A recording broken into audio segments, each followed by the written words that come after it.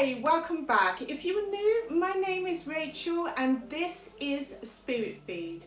We are in the topic of love. Yes, love is in the air. 11 love types and their reasonings. So without further ado, let's get started. Number 11, we have philia, the deep friendship love, the kind where you reveal vulnerability, the love that shows you to show your imperfections and flaws.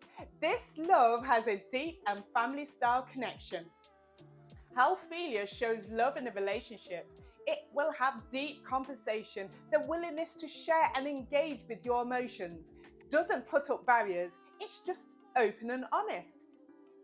And shows it has your back, even in testing times. At number 10, pragma. It is a persistent type of love that has the ability to undergo trauma and suffering, and it has the ability to endure, tolerate, and withstand.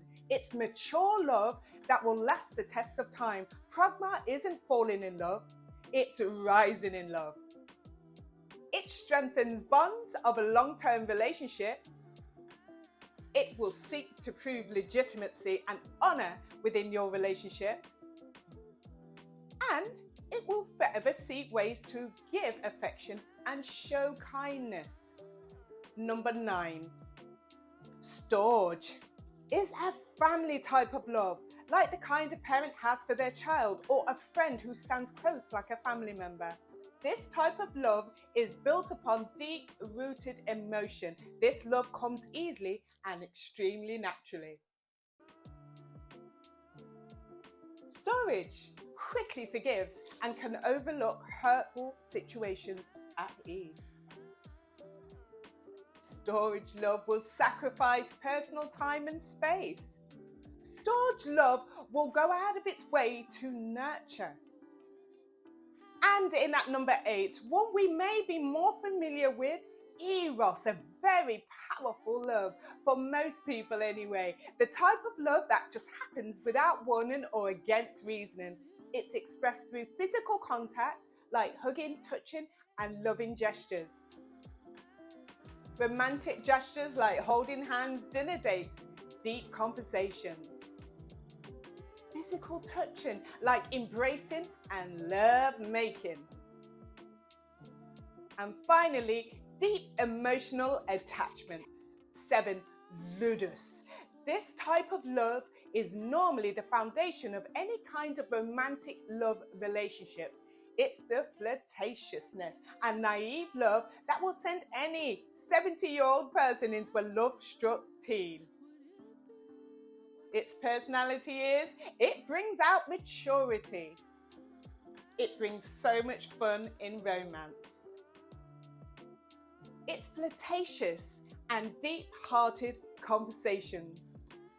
6, mania. Just like the sound of its name, mania is manic love. This obsessive type of love says it's mine, all mine, and nobody else is mine. Yes, it is selfish love indeed, and it won't share its controls. If the balance is off between eros and ludus, then mania is born, and though its love is genuine, it can be highly toxic and can cause all sorts of problems. Like, take for example, domestic violence or stalkers. This love is apocalyptic. Its sole aim is to survive against all odds. Can be over affectionate, especially with physical contact. It isolates you from relationships, from any outsiders that seem as a threat. It becomes increasingly obsessed and possessive. In at number 5, we have philautia, and my favorite, the love of self. Philautia is expressed for you in the way in which you love yourself, the way in which you nurture, and the way in which your moral code is structured. So showing yourself love, like taking care of yourself, resting, taking long hot bubble baths, or meditation, whatever it is, this expression is of philautia. Philautia will make you say kind and loving things to yourself. Philautia spends ample time with self-healing and nurturing inner emotions. And finally, makes you want to treat yourself with special gifts and comforts, which is extremely important. And number 4, we have agape, the most powerful type of love, as it is unconditional and selfless. It manifests that much power, it even sends hate into confusion. Agape love is the highest form. It has the ability to balance all of these love types with ease and control. Agape's love will survive infinitely. Agape will show random acts of kindness. It will last the test of time and beyond. Forgives and heals all who are within its path. And number 3, all these types of love can be mixed, however. They can sometimes clash. Take, for example, philautia and mania. Mania wants to control and take over, while philautia wants to heal and self-nurture. That will become a very unstable relationship, causing one person to feel neglected and abused. And number 2, the perfect love balance has to consist of agape. It's the God type of love. If you mix agape with pragmacy and the cherry on top would be eros, you would have one of the most successful relationships on the planet. It brings unconditional love, which is agape, flirtatious affection, which is pragma, romance, which is eros. I know what relationship I would rather be in. How about you? Well, if you made it this far, well done, hats off to you. And now you are going to find the perfect relationship because you watched this entire video and you now know the signs to look out for. And finally, number 1, ways in which you can identify which love relationship you are already in.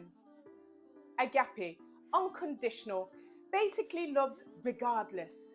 Philia, deep friendship bond, or perhaps pragma, in it to the end, ride and die buddy. Eros, romantic love. Ludus, innocent or immature love. Mania, obsessive love. The only love to avoid is mania, especially when acting alone. It hasn't got any balance and it just only goal is self-gratification. You can identify mania with the way in which a person is trying to control or abuse you. Well, there you have it, all 11 signs of love for this Valentine's. I see you're going to have a spectacular time, and all of those singles, you will find love this Valentine's. Thank you for watching, and if you are interested in how to manifest your love, be sure to check out my video on how to manifest your twin flame. That's all from me. Thanks for watching, and you will see me soon.